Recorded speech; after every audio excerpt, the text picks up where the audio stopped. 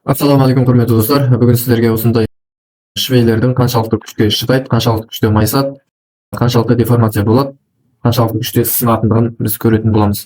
Ол үшін бізде бірінші материалын таңдап аламыз. Қандай материалдан жасалған швейлер болады? Бұл мысалы легерленген болады деп көрсетейік. Окей батырмасын басамыз. Енді болғаннан кейін біз simulation бөліміне өтіп, мына жерден статикалық есептер бөліміне өтеміз.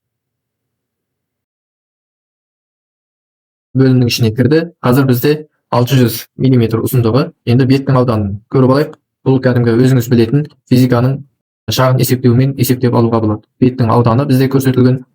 Беттің ауданы 4,5 метр квадрат. Енді осы арқылы біз үстінде 12.000 ньютон, яғни 1 тонна 200 килограммдық салмақ түсіретін боламыз. Ең әуелі біз кристалдық тор сияқты тор жасап аламыз. Бұл есептеу дәлдігін арттыру үшін керек болады. Ұсақ бөліктерге бөледі бұл. Окей батырмасын басамыз.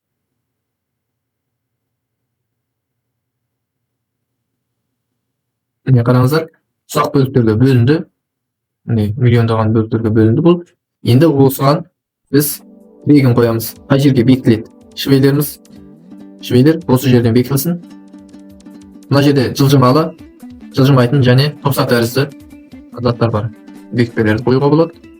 Мен жылжымайтын тіректі қойдым қазір. Енді үстіне күш түсіреміз. Мысалы, мынау нүктелік күш емес, маған жайылмалы күш керек, яғни қысым түсіреміз. Бұл физикада Q әрпімен таңбаланады, кішкентай Q. Осылай біз бетті көрсетеміз. Қараңыздар. Енді осының үстіне қанша ньютон, яғни қанша қысым түсіреміз. Енді бұны есептеу үшін біз мына жерге 400 мың деп жазайық. Міне қараңыздар, 400 мың, яғни 1 тонна 200 килограммдық күш түсірдім қазір. Окей батырмасын басамын. Болғаннан кейін енді есепті simulation бөліміне өттік, есептеуді жүргіземін.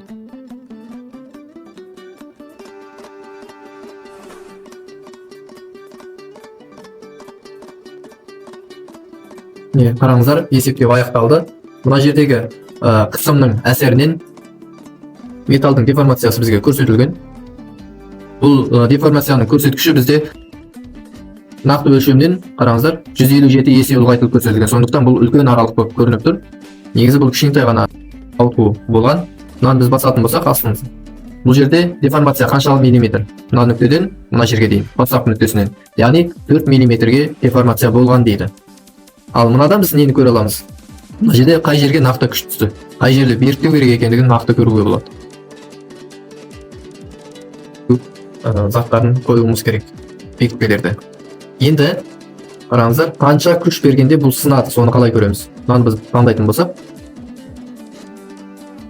Қараңыздар, дәл қазіргі берген күшімізден 6-да 7 есе болғанда ғана біз швейлерімізді сындыра аламыз деген сөз. Яғни дәл қазір өте қауіпсіз деңгейде тұр деген сөз. Көріңіздер, міне 6,7, яғни 400 мың ньютонымызды 6,7-ге көбейткенде ғана біз нақты қаншалықты сынат, қай жері сынат, соны көре алатын боламыз. Көрейік. Мына жерде имитацияға өтеміз, көреміз. Қараңыздар. Күштің өзгерістері осылай шығады. Металдық құрылымдық өзгерістер қай жерде болады? 157 есе ұлғайтылып көрсетілген. Қай жерде қаншалықты күш болады барлығы. Назарға көргендеріңізге рахмет. Алла сіздеріңізге берекет берсін.